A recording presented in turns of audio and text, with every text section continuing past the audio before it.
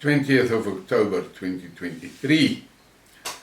This edition of This and That and what the fuck else, I'm going to talk about, most of the talk is about Gaza.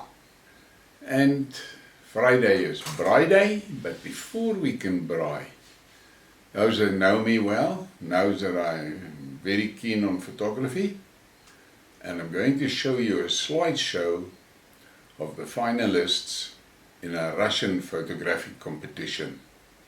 The Russian Geographical Society has published the winning entries for the best photographers of a Russia competition entitled The Most Beautiful Country. Enjoy.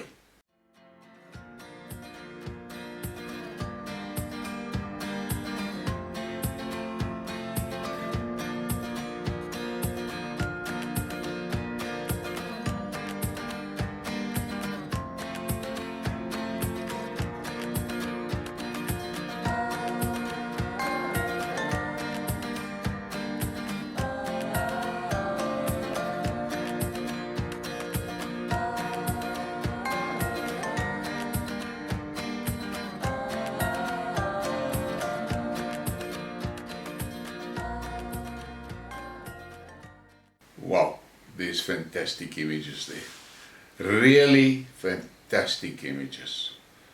Those photographers are good and I like those images. But this week we were bombarded with information from Gaza, and that was what was on top of every newspaper front page.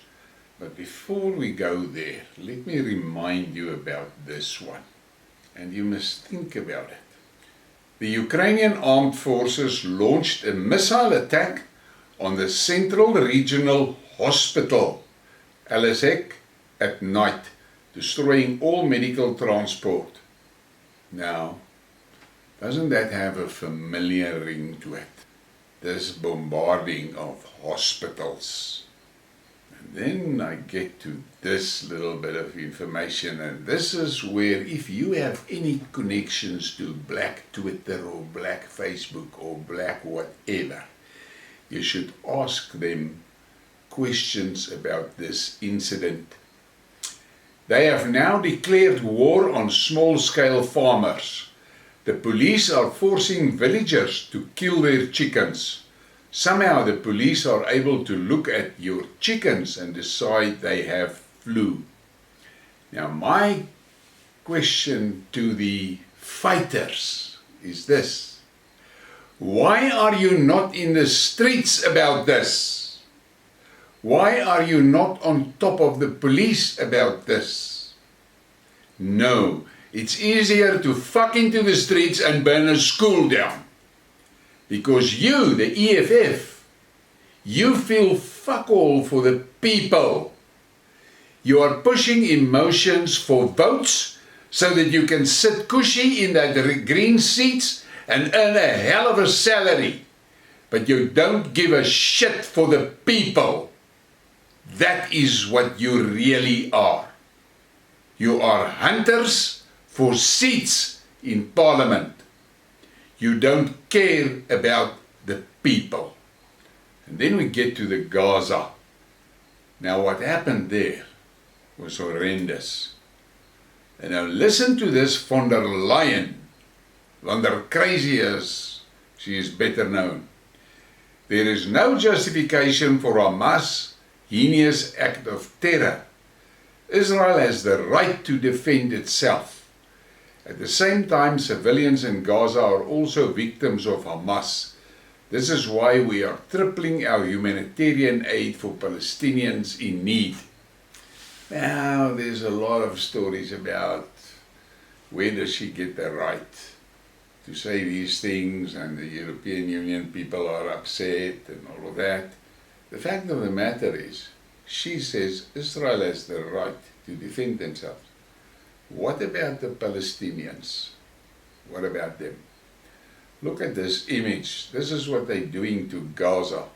Now you must just keep in mind, that every one of those buildings that you see there that has been bombed into smithereens, look at the devastation there. There's ordinary people living in those houses, and they don't give a damn. They bombard everything to pieces. And this is not right. And you must understand, I'm not a supporter of Hamas. I'm talking about the Palestinian people. Now that Zionist government in Israel, in Tel Aviv, has got a problem. Israelis turn out in droves against the Netanyahu again. Look at that. That is the Israelis themselves. That corrupt leadership of theirs. They are on borrowed time, if you ask me. And then the Jerusalem Post had this article.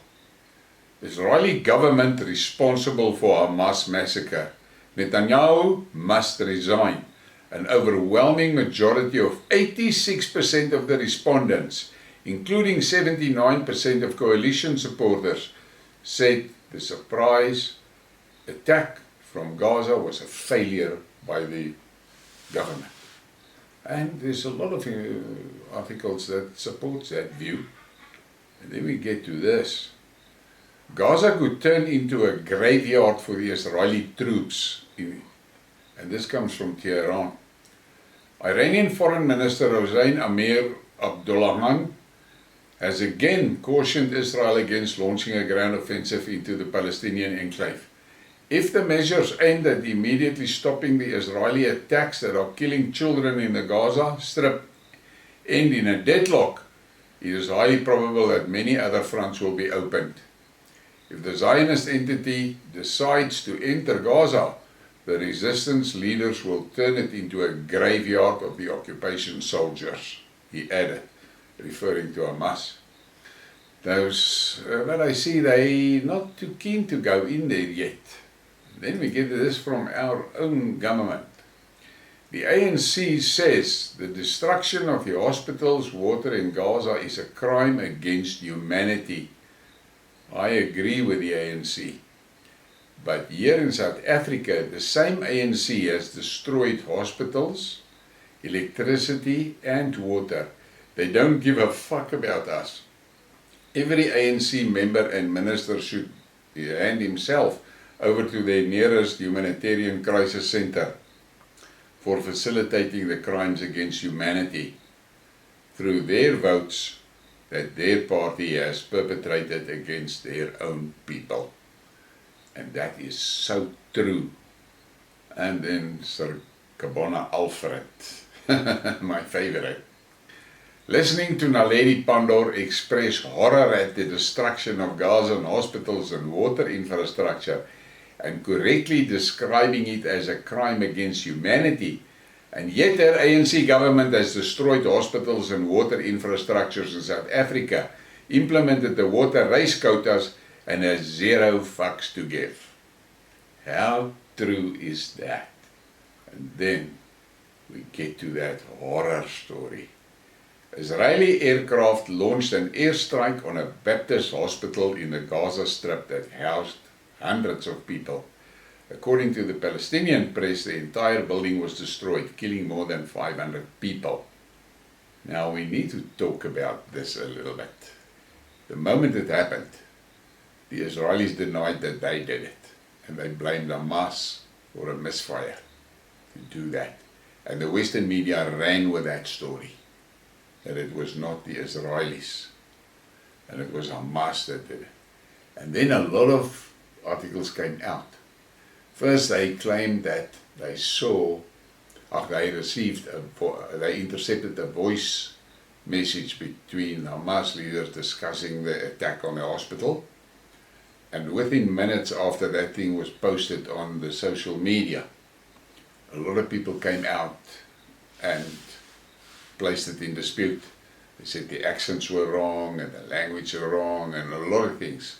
So that voice clip that they want to use as support evidence is bullshit.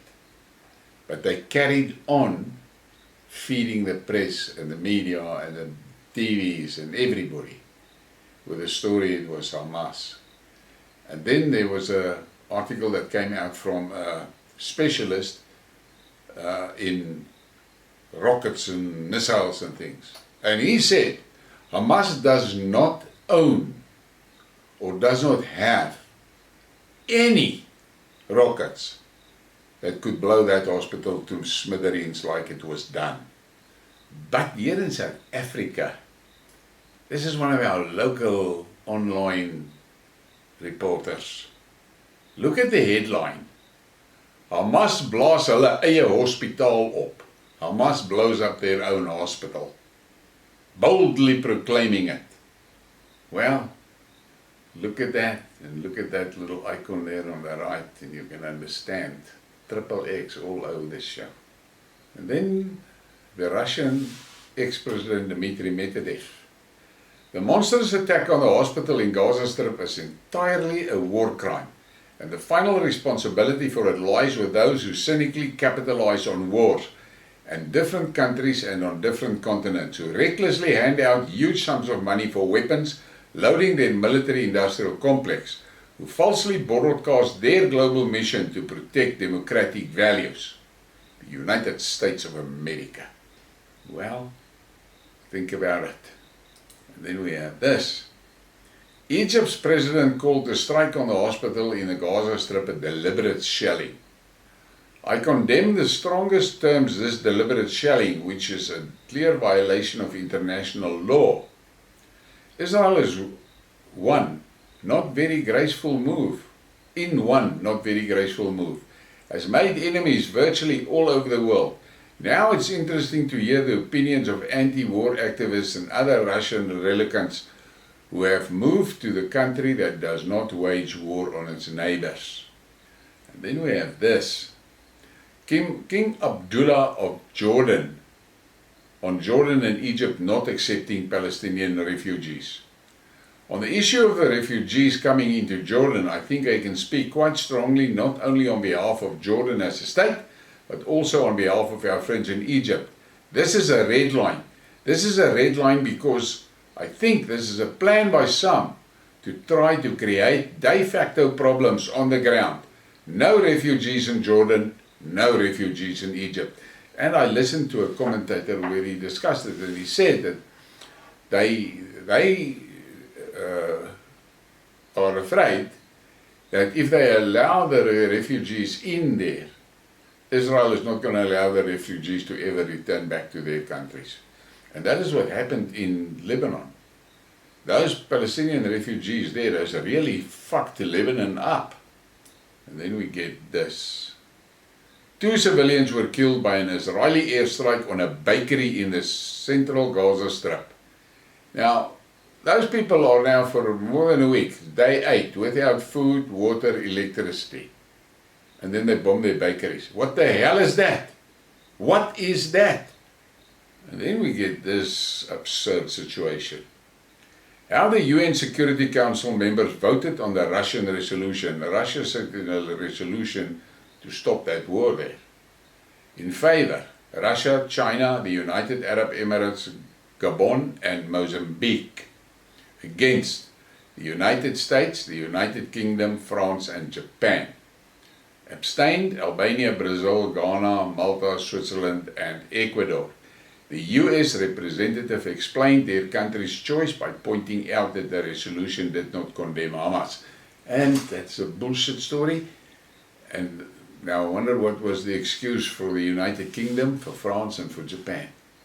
And then we get this. Now I have showed you that local channel that proudly proclaimed Hamas attacked their own hospital.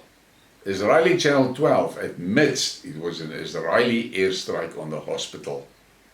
Awad Hemo, Israeli's TV's Palestinian Affairs reporter, admits Israel is responsible for the last night's bombing of the Baptist hospital in Gaza, resulting in hundreds of civilian casualties. And then Sir Kabona Alfred again. The ANC government has the contact numbers of Hamas and they are calling each other regularly. Why would a sitting government call a terrorist group? I guess if the ANC loses power in 2024, they're going to terror groups to harass the citizens. Think about that. And then we have this. The region isn't buying Israelis' narrative from the hospital blast.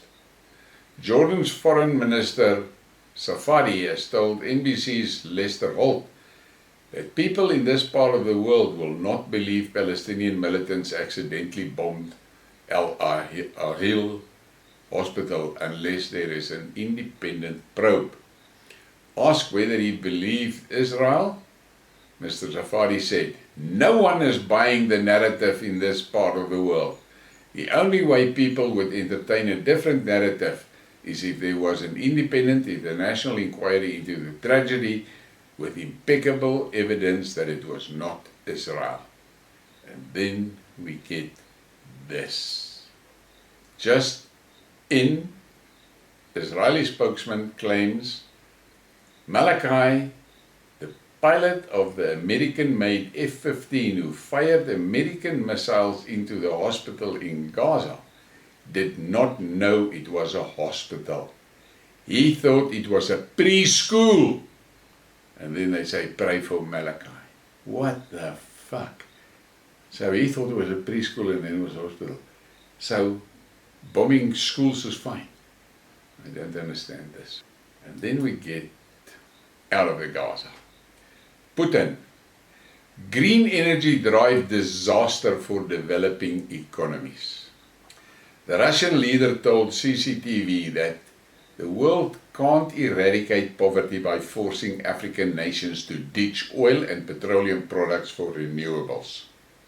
Decisions must be balanced. Do they want the people to starve? Very valid question. And then we have this interesting bit on the immigration issues.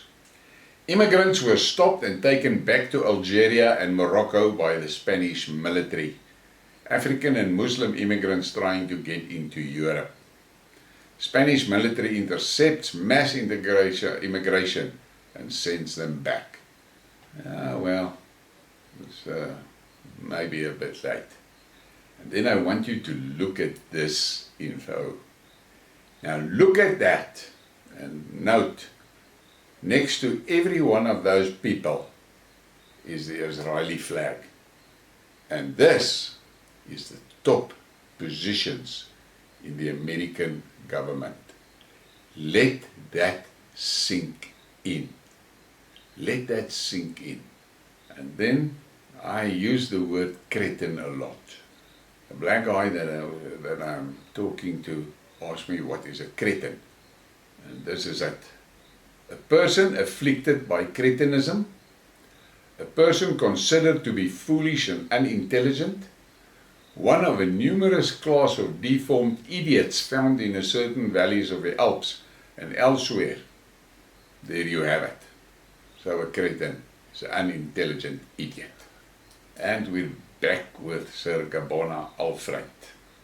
As a former ANC card-carrying member, I was brainwashed to believe that whites own 72% of all land in South Africa.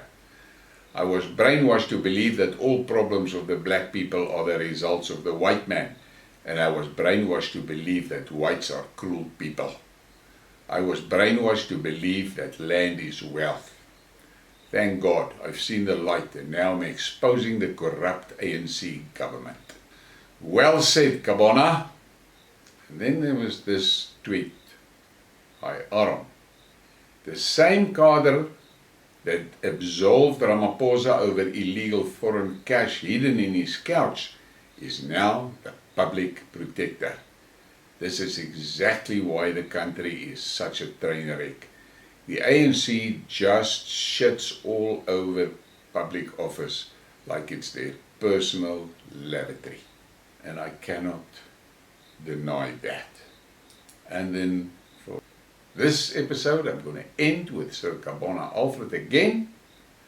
Before the ANC fucked it so hard without a condom while HIV positive, Durban was the best city in South Africa. It was a desired destination for all South Africans, especially in December. Today, the sewer is running all over. The city is dirty. People are running to the Cape Town because the ANC has infected Durban with HIV and AIDS. Well said. Now, it's Friday, it's Braaiday, but here is the back page. And if you are a prude, I suggest you close your eyes now, because this is a feast for the eyes of real men. Enjoy.